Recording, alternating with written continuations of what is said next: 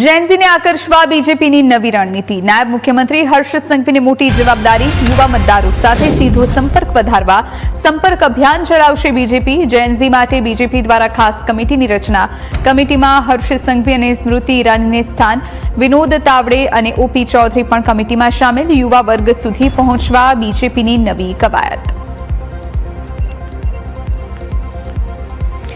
તો જૈનજીનું ઘણું મહત્વ છે। મોટો યુવા મતદાર વર્ગ છે। આગામી ચૂંટણીમાં 2027ની ચૂંટણીને ધ્યાનમાં રાખી અને રણનીતિ ઘડવામાં આવી રહી છે। પ્રથમવાર મતદાન કરનારા યુવાનોની મહત્વની ભૂમિકા રહેશે।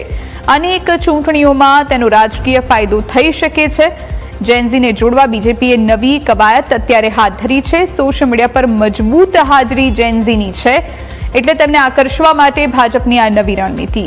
જૈનજી ડિજિટલ પ્લેટફોર્મ પર સક્રિય રહે છે, એટલે બીજેપી તરફ આ વોટર રહે તેને લઈ અને ખાસ અભિયાનની શરૂઆત।